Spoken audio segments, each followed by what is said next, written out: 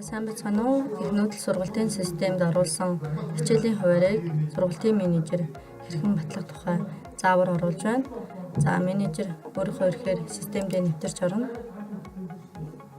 За хичээл зэсний хичээлийн хуваар зэсгийг сонгоно. За энэ хэсэгт юу гарч ирж болох вэ гэхээр энэ талбарт менежерийн баталсан хичээлийн хуваарийг харагдана.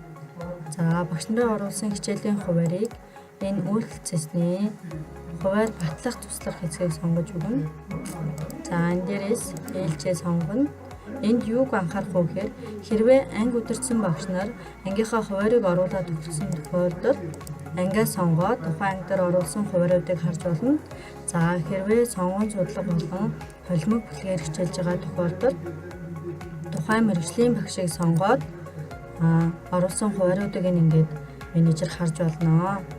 За хуваар батлахдаа одоо энэ урд талынх нь хэрвээ бүртгэсэн хуваар одоо бүртгэсэн гэдэг ингэж харагдана.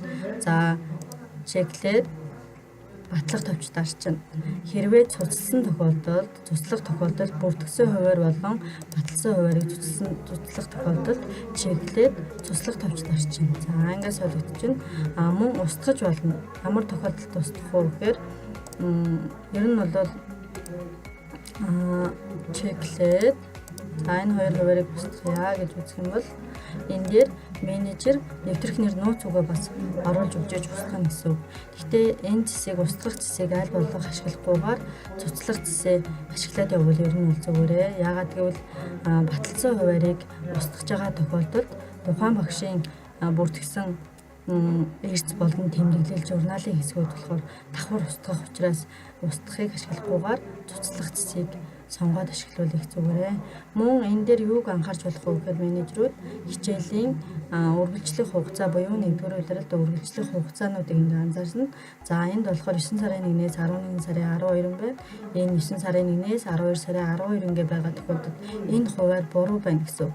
За энэ тохиолдолд мэргэжлийн багш нар хуваар руугаа ороод үргэлжлэх хугацааг нь солиод өгч болно. Эсвэл сургалтын менежер энэ үйлдэлцэсний хуваар огноо засварлах цэс рүү ороод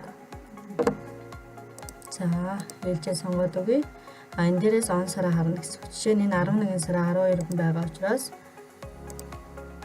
12 сарын 12 ингээд солиод өгч болно гэсэн үг. За баярлалаа. Багшийн ажлаа аз жаргалтайгаар хийцгээе.